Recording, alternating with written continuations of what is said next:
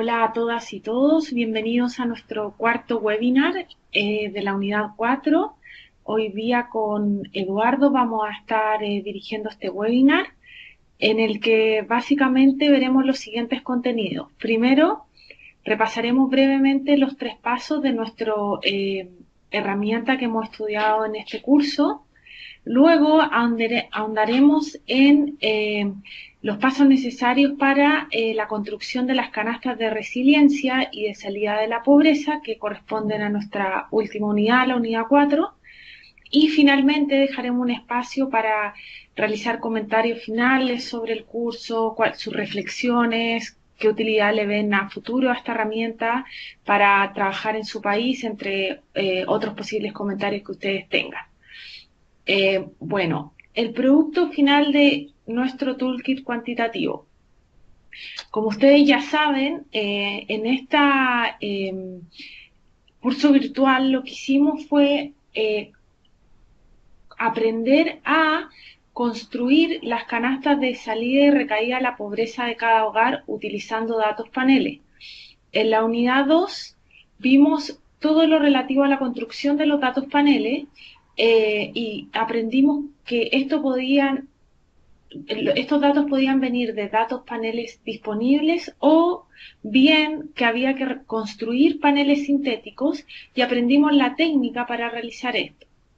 Luego en la unidad 3, con esta base de datos, realizamos un análisis cuantitativo en el que estimamos unos probits, contribuciones marginales, para obtener los determinantes tanto de salida y caída a la pobreza, como también construimos la matriz de transición de la base de datos. Luego que teníamos toda nuestra información cuantitativa, en esta unidad, la actual, lo que haremos es transitar de este análisis cuantitativo a recomendaciones de política pública, como haciendo un análisis del contexto y realidad de cada país. Entonces, solo a modo recordatorio, ¿cuál era el producto final del paso 1? En esta imagen ustedes ven un extracto de una base de datos en Stata, en la cual nos muestra la base ya lista para tener un análisis cuantitativo en el que cada entrada representa un hogar distinto, en el que tenemos la clase, que es nuestro grupo de ingreso para el año, en este caso 2001 y 2006, y tenemos todas las variables independientes que hemos construido para el análisis. Una base ya ordenada y lista para poder ser analizada y para poder obtener estimaciones mediante el modelo Probit y las contribuciones marginales. Luego, ¿cuáles eran los productos finales del paso 2? Eran, y lo primero que ven en esta imagen, la matriz de transición para el 2001-2006, en que clasificamos a cada hogar de nuestra base de datos en estos grupos y vemos acá, está en inglés en este caso, las dos tablas que nos muestran las contribuciones marginales, tanto para la transición de caída y la transición de salida. Esto que ustedes ven es la información clave que nos va a permitir realizar recomendaciones de política pública en base a la realidad de los hogares de cada país. ¿Por qué? Solo para recordar por qué estamos realizando este tipo de ejercicio y cuál es el interés que tenemos. Creemos fuertemente que conocer los factores que están asociados tanto a la movilidad ascendente como descendente tiene consecuencias muy importantes para las decisiones de política pública. Y en el marco de la Agenda 2030, si queremos la erradicación de la pobreza, creemos que es clave trabajar ambos factores, tanto ascendentes como descendentes, abordar un enfoque que incluya las múltiples dimensiones que son parte del progreso de las personas y avanzar en aquellos factores estructurales que impiden el progreso. Esto también siempre identificando aquellas sinergias e interconexiones de los objetivos de desarrollo sostenible. Entonces, ¿en qué consiste el último paso, que es la construcción de las canastas de resiliencia y salida de la pobreza? Lo primero consiste en analizar la matriz de transición. En esta imagen vemos la matriz de transición para la población de América Latina, utilizando información de 18 países por medio de la construcción de paneles sintéticos. Y como ustedes pueden ver, dado que usamos paneles sintéticos, como lo vimos en la unidad 2, tenemos tanto el límite inferior como el límite superior. Es por eso que tenemos dos matrices de transición para el mismo grupo. ¿Qué es lo que tenemos que hacer? Parte de esto ya lo hicimos en las tareas del grupo de Stata en la unidad 3 y realizó un análisis de una matriz de transición en el que analizó características de grupos, específicamente de aquellos que caían en pobreza y aquellos que salían. Y lo que proponemos y lo que creemos que es clave es realizar lo mismo para todos los grupos, para poder comprender cuáles las características de los hogares que, por ejemplo, salieron de pobreza, recayeron, o también los hogares que están en la diagonal, que son aquellos que no experimentaron movilidad a través del tiempo. Y eso nos entrega luces de cómo están compuestos esos hogares, cuáles son sus necesidades y cuáles son su composición en general. Por ejemplo, en la tarea de la unidad 3 analizamos cuántos niños promedio habían por hogar para algunos de los grupos de la matriz de transición, cuántos eran de zonas rurales, cuántos tenían jefe de hogar mujer, cuántos tenían seguro de salud, y toda esa información ya nos permite hacer un diagnóstico de movilidad en cada país. Acá en esta figura vemos, es la misma información de la matriz de transición que les acabo de enseñar, pero en la cual a través de las barras reflejamos la movilidad, el porcentaje de hogares que se movieron. Por ejemplo, en la barra azul, no se nota mucho, pero esto es para, abajo están los países, la barra azul muestra el porcentaje de hogares que salieron de la pobreza. Y como ustedes pueden ver, el primer país es Uruguay, Argentina, Chile y así sucesivamente. Y esta información nos permite ver cómo a través de distintos países de la región el porcentaje de hogares que la matriz de transición arroja que salieron de la pobreza varía. Y nos muestra lo heterogénea que es nuestra región y que cómo cada país tiene su propia historia y su propia historia de movilidad. Este gráfico simplemente para ilustrar un ejemplo de el tipo de utilidad que tiene la información presentada en la matriz de transición, que nos puede llevar a hacer gráfica, hacer comparaciones, entre otras cosas. Bueno, y una vez que tenemos un análisis y una comprensión de los distintos grupos que experimentaron movilidad, debemos analizar las contribuciones marginales para realizar recomendaciones de políticas públicas. Es importante considerar que luego del término del Objetivo de Desarrollo Milenio, cada país de la región tiene su propia agenda de desarrollo pendiente y no existe una receta única de un grupo de desafíos sociales o de recomendaciones de políticas públicas que sirvan para todos los países. Es por eso que es necesario analizar el contexto de cada país, analizar cuál ha sido su historia social en los últimos años y cuáles son los desafíos actuales y la agenda que se presenta para los próximos años. Entonces nosotros consideramos que hay tres elementos claves a analizar.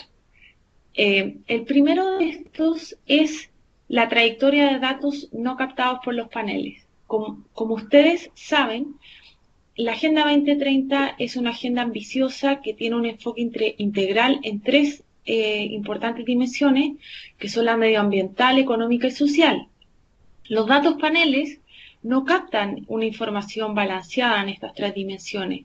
Es por eso que es necesario investigar otras fuentes de datos que nos permiten comprender información sobre indicadores macroeconómicos, indicadores de medio ambiente y desarrollo sostenible, para considerar estas dimensiones en las recomendaciones de política pública. Por otro lado, sabemos que hay dimensiones que son partes del progreso que están ausentes de las encuestas de hogares. Por ejemplo, información relativa a brechas de género, a etnia, raza, a orientación sexual y otras discriminaciones que es importante captar por medio de otras fuentes de datos para considerar el análisis. Y finalmente, es necesario comprender la diferencia en el tipo de políticas que se pueden recomendar. Nosotros, para el Informe de Desarrollo Humano 2016, identificamos 3 tipos de políticas: aquellas existentes, complejas, y la nueva generación de políticas. En las próximas diapositivas vamos a ver en detalle esto, pero lo importante es entender que ante el resultado de una contribución marginal no existe una única recomendación de política pública, por lo que es necesario realizar un análisis del contexto de cada país para entender qué tipo de recomendación es la más adecuada. Entonces, como les decía, el primer punto es la trayectoria de datos no captados por los datos paneles. Hay indicadores medioambientales y desarrollo sostenibles, como por ejemplo las emisiones de CO2, el agotamiento de recursos naturales, entre otros indicadores que nos pueden entregar información valiosa para comprender cuál es el actual compromiso medioambiental de cada país. La huella de carbono también, por ejemplo. Una posible fuente de información que contiene datos estandarizados para países de la región es la base de datos del Banco Mundial, por ejemplo, en donde se pueden captar algunas de estas dimensiones.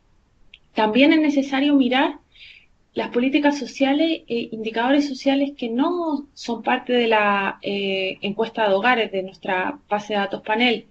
Por ejemplo, tasas de educación primaria, cobertura de salud, mortalidad infantil, indicadores también de políticas sociales que se han realizado en las últimas décadas, que nos permitan comprender la historia y un poco el contexto de las políticas públicas que se han llevado a cabo y el éxito o el fracaso que estas han tenido. Y finalmente, los datos e indicadores macroeconómicos también son muy importantes. Por ejemplo, comprender el gasto social de cada país, el crecimiento del PIB.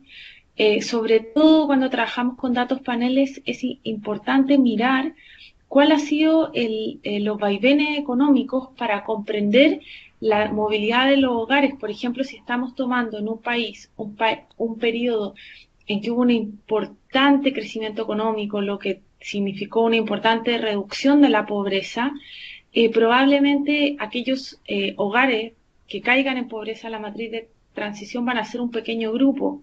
Esto no significa que no se pueda realizar el análisis, se puede realizar igual, pero sí hay que tener en cuenta este tipo de factores para comprender qué hay detrás de la movilidad de los hogares.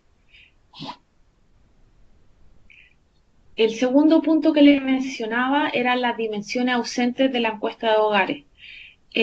Sabemos que el progreso de las personas abarca múltiples dimensiones y que van más allá de la pobreza monetaria y van más allá incluso de la pobreza multidimensional, la cual incluye dimensiones importantes, pero sin embargo hay algunas que no son captadas por los datos tradicionales, por las encuestas de hogares, que sí son claves para el progreso de las personas.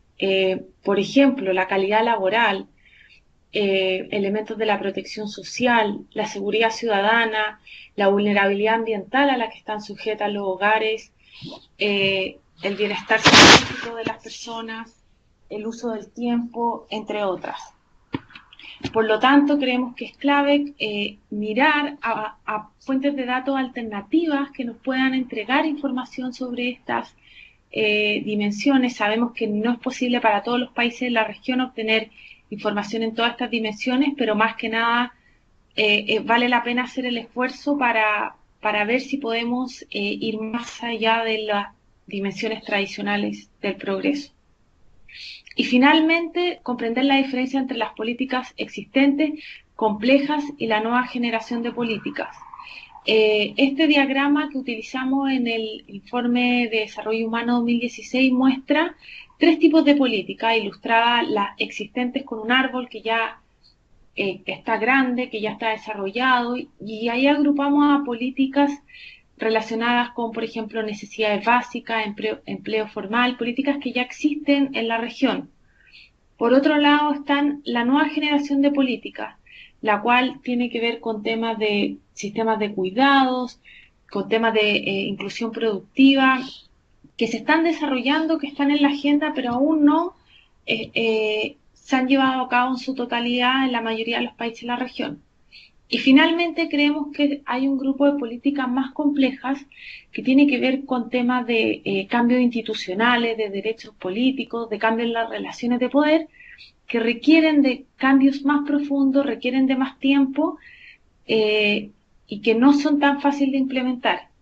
Entonces creemos que cuando obtenemos una contribución marginal es clave tener en cuenta que existen distintos tipos de políticas que tienen distintos procesos, que tienen un distinto costo político y que tienen un distinto timing, por lo cual hay que saber cuál es el tipo de recomendación que puede tener una llegada, una cabida en el actual gobierno, en los actuales hacedores de política en cada país. Por ejemplo, si obtenemos de las contribuciones marginales que un niño adicional aumenta la probabilidad de recaer en pobreza, es importante analizar, ¿existen actualmente sistemas de cuidado en el país? ¿Son estos gratuitos? ¿Cuál es el quintil que más les afecta esta situación? ¿Qué tipo de políticas en esta área se han desarrollado en la última década? ¿Es necesario mejorar las políticas existentes o proponer un nuevo sistema? Y así sucesivamente. Bueno, acá les muestro lo que ya hemos visto antes, que es la canasta de resiliencia y salida a pobreza regional, en que nos muestran los resultados que encontramos para 18 países de la región utilizando paneles sintéticos. Y esta diapositiva es para ilustrar que en el caso de Latinoamérica, utilizando estos 18 países, encontramos que los determinantes de salida son distintos a los de recaída. Puede que al realizar este análisis en otro país no sean distintos, pero es importante considerar que a nosotros sí nos dio un resultado distinto, nos dieron distintos factores y más que nada la canasta para evitar la caída se relaciona con el tema de activos físicos y financieros, ampliación de protección social, sistemas de cuidado y calificación laboral, mientras que la canasta para la salida con mercados laborales dinámicos y educación más allá a nivel primario del jefe de hogar. Esto es solo para tenerlo en cuenta cuando se realice el análisis, para testear si es que los determinantes en cada país son distintos, tanto de movilidad ascendente como descendente, y también testear si existe alguna relación con este promedio general con lo encontrado en cada país. Ahora los dejo con Eduardo, quien va a hablar sobre la experiencia de los resultados encontrados en los países de la región para ilustrar cómo varían entre país y cómo hay que relacionarlos con el contexto de cada nación. Gracias.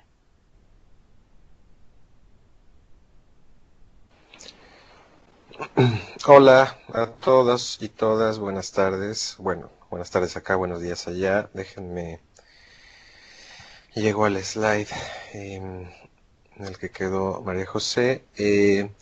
Bueno, la verdad es que no sé si pueda añadir mucho más a lo que ya María José expuso de manera muy clara, muy concisa. Quizás es más, antes de pasar a la interpretación de algunos ejemplos, quizás más bien recordar, tener presente la naturaleza, uno, de estos ejercicios y el por qué estamos haciendo estos ejercicios, ¿no? Y el principal es que, bueno, hemos tenido 2 décadas casi, sí, aproximadamente 2 décadas de una política social muy activa en la región, pero al mismo tiempo que ha sido muy exitosa, ¿no? Los datos lo han demostrado, en términos de reducción de la pobreza. Ha sido combinada, por supuesto, en algunos países ha sido incluso mayor el peso de que ha tenido el crecimiento económico y sus beneficios transmitidos a través del mercado laboral, pero sin duda es innegable que en el descenso de la pobreza, en el descenso de la desigualdad que ha experimentado la región en la última década, mucho tiene que ver la política social, ¿no? Las acciones agresivas del Estado, esta nueva mirada, ¿no? Entonces, ha habido éxito, ha habido un cambio de mirada desde los 90, pero durante las últimas 2 décadas seguimos teniendo la misma mirada. Es decir, la política social ha consistido principalmente, por supuesto hay diferencias, no quiero obviarlas, pues, pero hablemos en términos generales, en términos promedio de la región. Ha habido una mirada casi estándar, homologada, que es reducir la política social a transferencias condicionadas. Y se acabó, ¿no? Tienen un componente muy claro de reducir la pobreza de corto plazo vía la transferencia, pero además con una inversión en capital humano de largo plazo, con la idea de romper el vínculo intergeneracional. Entonces, ¿qué es lo que la evidencia ha mostrado cuando ya las primeras generaciones se han graduado de estos programas? Bueno, que claramente existe un vacío, ¿no? entre la graduación y el mercado laboral, un tema muy sonado, un tema que todos conocemos.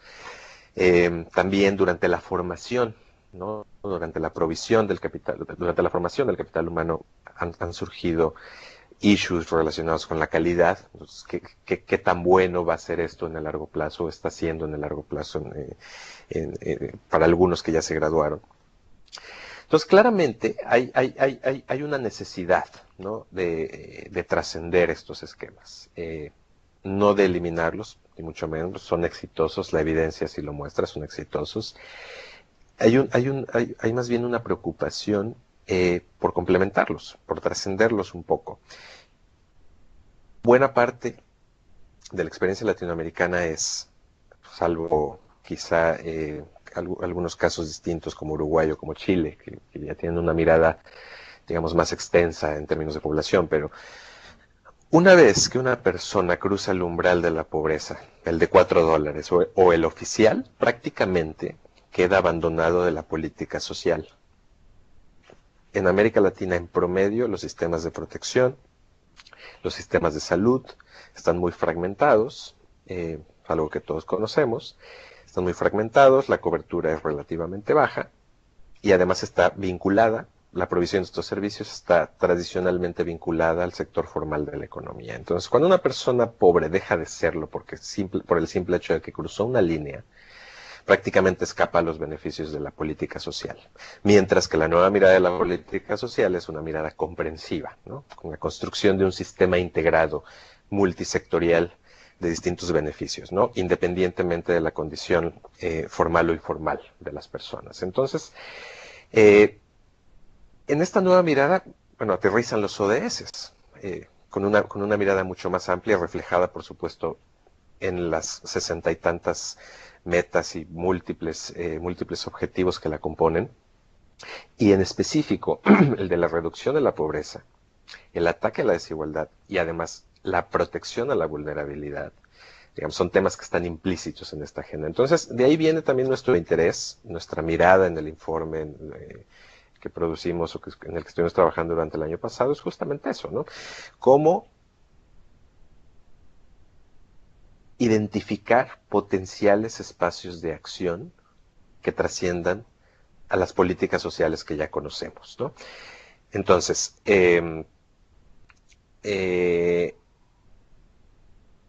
nos surge el interés de analizar transiciones. Lo que hemos hecho en el informe, lo que ustedes han revisado en estos ejemplos sencillos, pero es justamente, nos señalan espacios potenciales que podemos promover, donde podemos proponer nuevas estrategias, ¿no? Y aquí es donde ya voy a empezar un poco con los ejemplos. Las contribuciones marginales que nosotros estamos observando en los distintos ejercicios, por supuesto, son solamente una mirada imperfecta, una mirada bastante incompleta, aún teniendo datos longitudinales, ¿no? Los que hemos usado en Perú, en México, en Chile son relativamente viejos, ¿no? Ya, el más reciente ya tiene casi 10 años, que es el último de Chile de 2006 a 2009, ¿no? Entonces, claro, sabemos que hay limitaciones, y entonces aún haciendo un seguimiento exacto de la población. Sabemos que la evidencia derivada de eso no puede ser absoluta, es solamente un indicativo, y es un indicativo que, como bien comentaba María José, tenemos que ajustar al contexto, analizar cuál es nuestro contexto, revisar la historia, revisar cuál es la política social, cuáles son las experiencias, qué programas están siendo implementados, cuáles ya se implementaron y no funcionaron, por qué razones, etcétera, ¿sí? Entonces, estos ejercicios están orientados a eso exclusivamente, ¿no? A señalar potenciales áreas de mayor análisis para una intervención mucho más detallada, mucho más rica, mucho más específica. Entonces, si aún tenemos limitantes con los datos longitudinales reales, vamos a llamarlos así, mucho más limitantes tenemos con los datos sintéticos, por supuesto, ¿no? No podemos hablar, como ya les comenté en el siguiente, en el anterior webinar, no podemos hablar de causalidades, hablamos de correlaciones únicamente, pero aún así, digamos, es lo que hay, y dado lo que hay es lo mejor que podemos hacer. Entonces, es importante cómo interpretamos esos resultados y cuál es el uso que les damos, ¿no? El decir, en estos slides que ustedes están viendo, el cambio en la probabilidad de salir de la pobreza debido a la adición de un adulto mayor, bueno, tenemos que cuidar ahí muy bien la interpretación.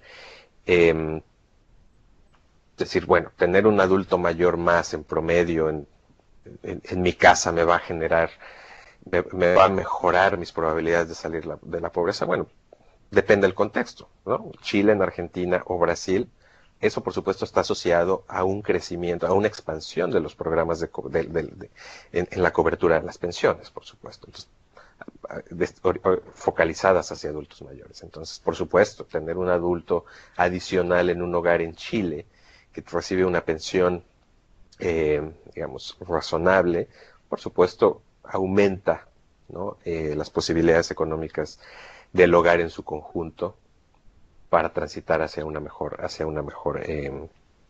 posición, ¿no? Lo contrario ocurre en otros países, ¿no? Como República Dominicana, Ecuador, solamente hay unos ejemplos acá, pero hay más casos. Entonces, el tema es, ¿qué nos dice este resultado? ¿Qué nos dice esta correlación? ¿Y cómo lo vinculamos con el país? Entonces, si yo soy un habitante o un investigador o un hacedor de políticas en Ecuador y veo este resultado que es un adulto adicional en mi hogar, me reduce mi probabilidad en casi 10 puntos porcentuales. Bueno, el paso natural es analizar por qué, ¿no? Porque un adulto mayor implica un costo extra para el hogar, hablando puramente en términos económicos, sin que esto se interprete de una manera perversa, ¿no? ¿Y por qué? Porque mi adulto mayor está desprotegido, no tiene beneficios de seguridad social, no tiene beneficios de una pensión, no tiene acceso a un sistema de salud comprensivo. Bueno, entonces ahí yo tengo un espacio, ¿no? Para proponer. Tengo un espacio para analizar cuál ha sido la experiencia de Ecuador en ese sentido, cómo han ido cambiando las políticas y las intervenciones orientadas hacia esta población. Y entonces, por supuesto, esta simple evidencia imperfecta y mera correlación de un panel sintético, como son estos 10 puntos menos en la probabilidad, me abre un espacio de mayor análisis, ¿no? Con otros datos, con fuentes de información secundaria, con cuentas macroeconómicas, etcétera, etcétera, y con la revisión de la historia y del contexto. Entonces, estos ejercicios que ustedes han, que mostramos inicialmente en el informe, que ustedes han revisado, permiten eso, ¿no? Entonces, son ejercicios muy sencillos, son muy simples, para algunas personas no con no suficiente conocimiento de econometría podría resultar algo nuevo, pero en realidad, visto en perspectiva, es algo muy simple, ¿no? Pero que tiene el poder muy grande de orientarnos, de darnos una mirada distinta. Y entonces, como comentaba María José, la ventaja de esto, al menos en promedio para la región, es que podemos ver que aquellos factores asociados con la salida de pobreza se distinguen en promedio, en general, de aquellos asociados con prevenir que los hogares, que la población caiga en pobreza. Y esto, para nosotros, ha sido, o sea, digamos, es algo que nos señala una nueva agenda que empujar, ¿no? Y que es, de cierta manera, lógica y esperable. Como les comentaba al principio, que una persona haya escapado de la pobreza por la percepción de una transferencia en efectivo, bueno, qué bueno, porque reduce la pobreza en el corto plazo, pero qué malo, porque al cruzar la línea y al no haber más garantías de seguridad social para esta persona, ante una eventual volatilidad en su ingreso va a volver a caer en pobreza. Entonces, ciertamente las políticas que se requieren hacia abajo y que se requieren arriba son muy distintas. Y las de arriba en especial son las que no existen prácticamente en toda la región. Como les decía, salvo algunos casos, no sé, por ejemplo, el caso de Chile, focaliza su política social para el 60% más vulnerable, ¿no? Ese es algo muy positivo en el contexto latinoamericano, ¿no? Pero el resto de la región, digamos, todavía tiene retos que ahondar ahí. Entonces, ¿qué es lo que nos dicen todos estos resultados?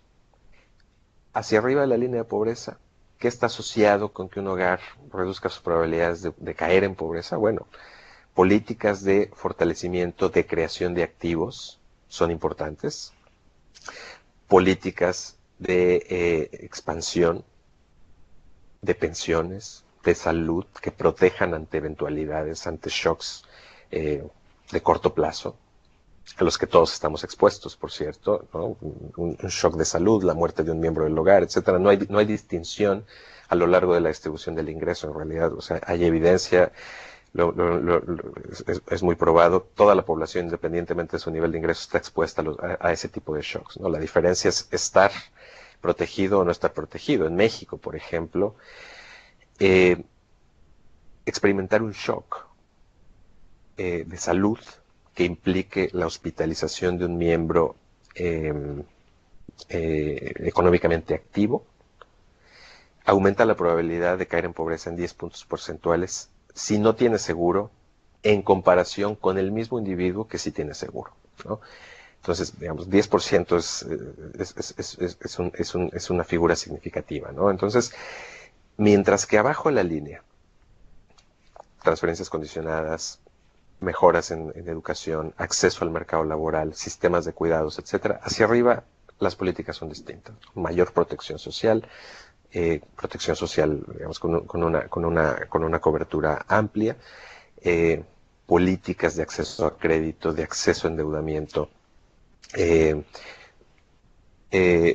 Hay cosas, por ejemplo, ustedes pueden ver en esta gráfica incluso, ¿no? O sea, el vivir en una zona rural o en una zona urbana, bueno, me dice, por ejemplo, que, no sé, voy a hablarles de el primer caso, Guatemala, ¿no? Residir en un área rural de Guatemala está asociado con una reducción en la probabilidad de salir de pobreza de alrededor de 30 puntos porcentuales. Bueno, es muchísimo, ¿no? Pero eso que nos dice, ¿no? O sea, lo importante es cómo vincular, cómo analizar todo el contexto y saber para darle una interpretación correcta, o digamos, una interpretación más amplia al menos, ¿no? A esto. Entonces, bueno, sí, pues sí, la población rural vive con ciertas condiciones, bueno, pues están en desventaja, entonces, ¿qué hacemos? Bueno, pues que se muden a la ciudad, ¿no? Que migren, no, pues, o sea, más bien se trata de, por ejemplo, promover políticas que inviertan en infraestructura pública, que construyan un camino que les dé acceso a mercados, por ejemplo, ¿no? A los agricultores de cierta zona en Guatemala probablemente ven dificultades, o es muy costoso trasladar sus productos a la Antigua o a Guatemala City, qué sé yo. Bueno, políticas que tienen que ver con no per se política social tradicional, sino, por ejemplo, como les decía, la provisión de un camino pavimentado que tiene que ver con el Ministerio de Transportes. A esto me refiero con, y ustedes van viendo, ¿no?, la intersectorialidad que requiere y que está implícita en la nueva agenda de desarrollo. Y es a donde va orientada, o digamos, es el motor que guía esta lógica que hemos realizado en el informe, ¿no? De nuevo, creación de, por ejemplo, Perú, Jamaica, ¿no? La probabilidad de salir de pobreza aumenta dependiendo del nivel de los activos con que se tienen. Entonces, de nueva cuenta, son meras correlaciones, depende de la información que capta la encuesta, ¿no?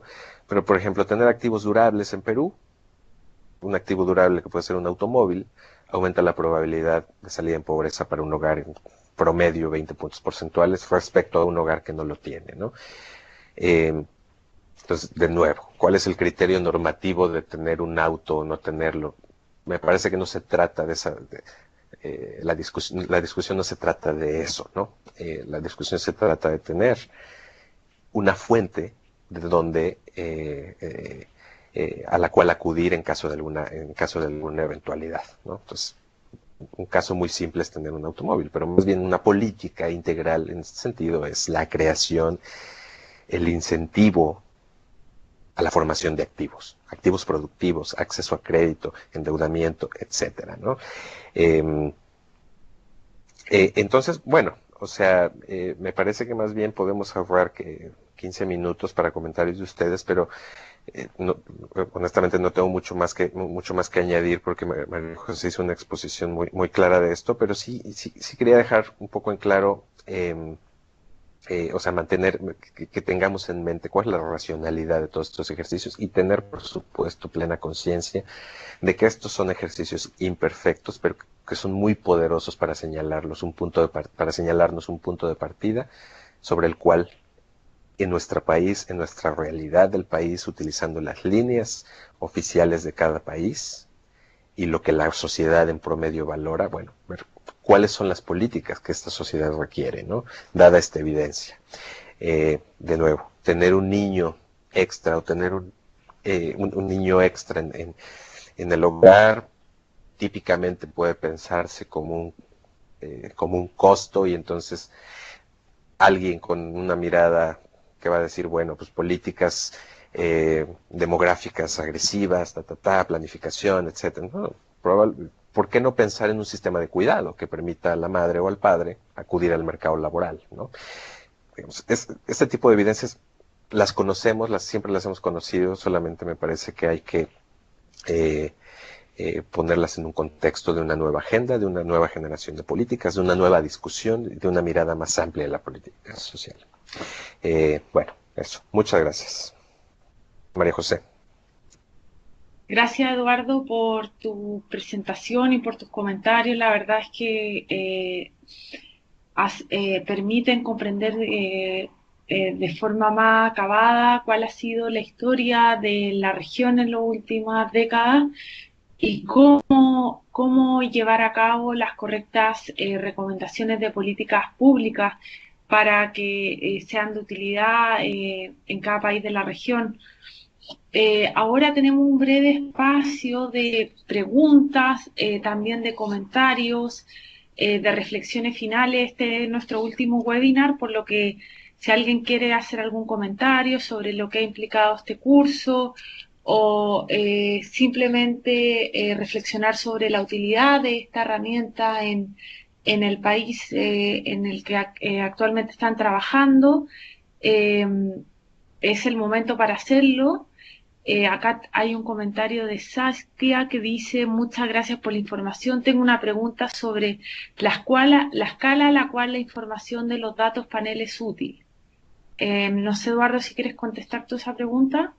Sí, María José, perdón, estoy leyéndola. No, bueno, entiendo que es la escala, ¿no? No, por supuesto hay a ver, el trabajar con muestras restringidas siempre siempre impone una restricción, por supuesto. No, tenemos ahí problemas para generalizar la evidencia a un mayor nivel de segregación. Me parece, sí, dependiendo del diseño de la encuesta, hasta el nivel en que sea representativa, bueno, podemos decir algo, ¿no? Eh, eh, en general, en mi experiencia, y por las bases que todos trabajamos, me parece que además, a ver, una encuesta puede ser representativa al nivel nacional, en muchos casos al nivel urbano y rural, y en algunos casos incluso al nivel provincial o de departamentos o de estados, ¿no? Eso ya implica una partición importante. Seguirla partiendo más como lo hacemos, como lo hemos hecho nosotros, por ejemplo, para un estado voy a estimar estas transiciones, bueno, las muestras se me van a restringir muchísimo.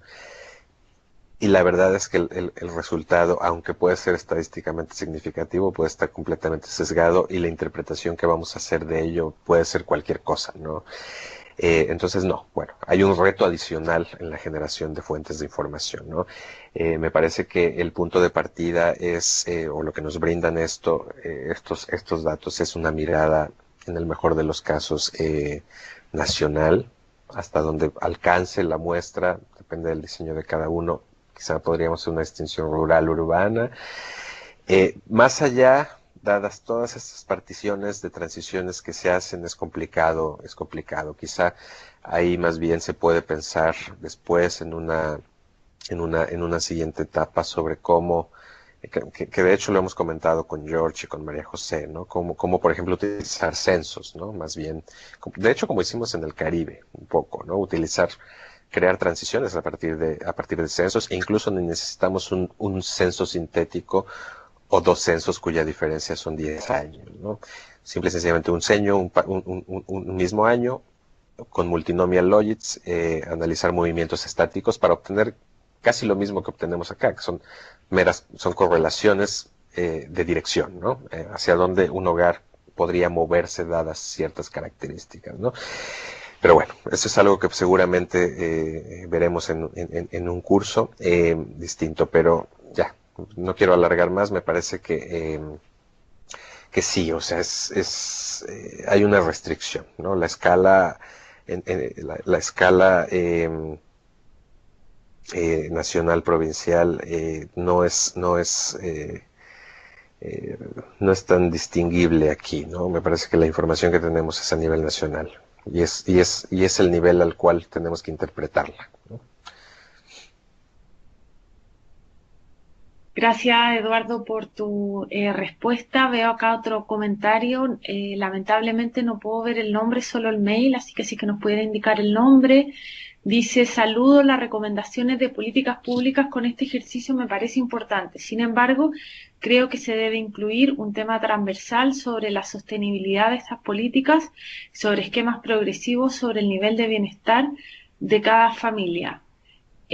Sí, efectivamente, mil gracias por el comentario, porque la verdad es que es algo que también es importante considerar, sobre todo porque, a ver, nosotros en este último paso lo que planteamos es realizar recomendaciones de política pública, pero actualmente no incluimos lo que es, claro, una planificación, una agenda, no analizamos la viabilidad financiera, ni tampoco, por ejemplo, sistemas de evaluación, ni tampoco analizamos el tema no sé, de como el espacio fiscal para poder desarrollar estas políticas, lo cual claramente es súper importante y creemos que si se necesita hacer un ejercicio más detallado, sí, hay que considerar todo este elemento.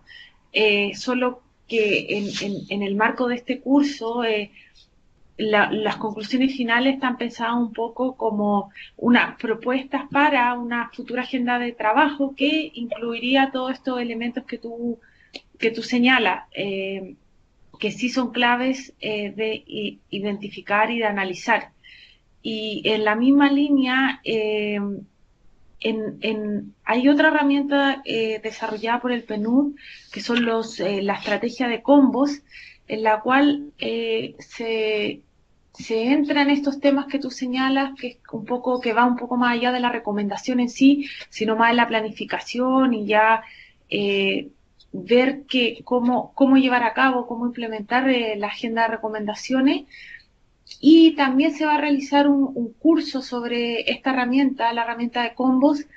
Está programado para junio, julio, por lo que allí andaríamos en lo que viene después, que ya tenemos, en base a análisis cuantitativos, tenemos recomendaciones fundadas en data, en evidencia, pero ahora viene todo lo siguiente, que es cómo implementamos, cómo financiamos, cómo evaluamos, cómo monitoreamos, y eso es otra herramienta, por decirlo así.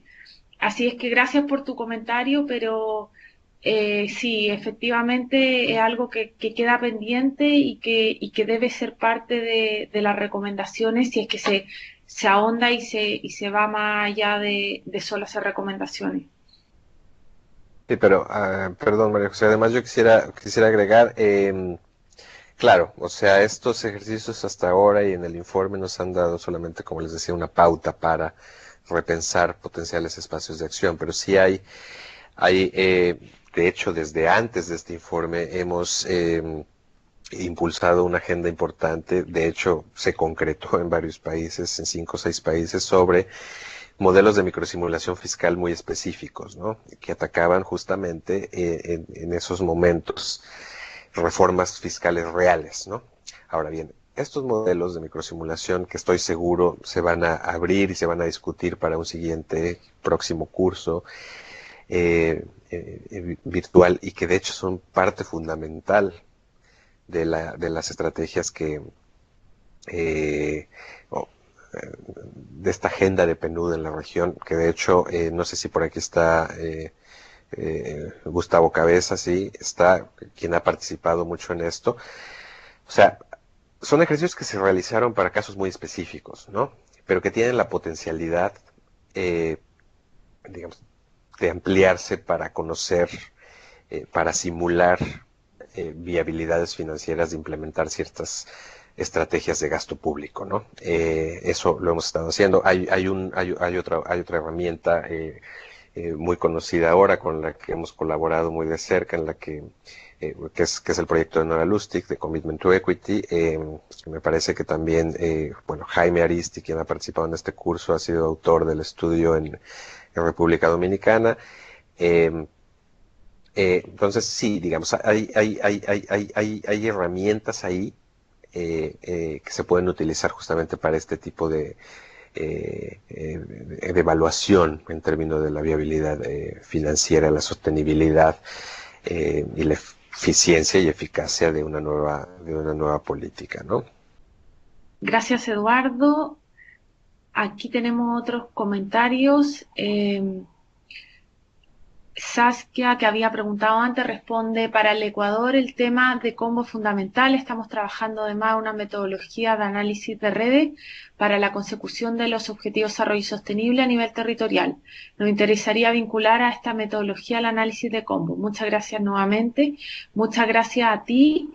Y nos parece súper que exista ese interés.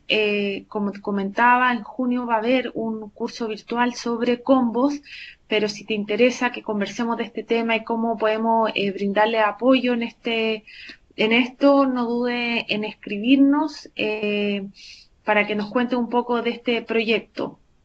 Rodrigo escribe: buenos días, soy Rodrigo Alderete de Tucumán, Argentina, subsecretario de Planeamiento de la provincia.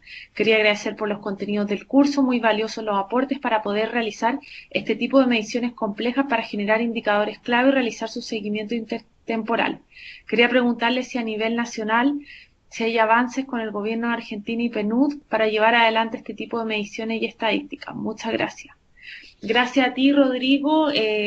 Nos alegramos mucho que hayas disfrutado los contenidos del curso y que hayan sido útiles. Efectivamente, han habido conversaciones con Argentina, con el PNUD de Argentina para implementar esta herramienta. No hay nada concreto en el POP-RISC específicamente, pero sí en la estrategia de combos hay algunos avances en temas de embarazo adolescente en Argentina. Si quieres podemos conversar por mail sobre esto pero específicamente del POBRICS por ahora no hay una agenda en Argentina. Veo que no hay más comentarios, no sé, Eduardo, si tú quieres agregar algo. No, María José, no, más bien muchas gracias a todos y todas por el interés, ha sido bastante, no sé, muy bueno participar en esto para mí. Nada, cualquier duda, comentario adicional a través del foro o a través de mi email, con muchísimo gusto, que de hecho lo voy a escribir acá. Cualquier cosa, bueno, pues adelante, ¿no? Nada, ojalá nos volvamos a ver, escuchar o platicar pronto en otro curso. Súper, gracias Eduardo y gracias a todos ustedes por haber sido parte de este curso. Gracias también a Oscar, a Andrea, a todo el equipo de la escuela virtual que está detrás de la creación y construcción de esta escuela virtual. Y bueno, también les dejo mi mail para que sigamos en contacto, para que los futuros proyectos que tengan relacionados con esta análisis o las dudas o lo que sea, no duden en mantenernos al tanto. Esperamos que lo hayan disfrutado, que hayan aprendido y que esta herramienta de alguna u otra forma sea de utilidad para la agenda local de los países que ustedes trabajan en la región. Un saludo afectuoso a cada uno de ustedes y que tengan una muy buen día. Saludos.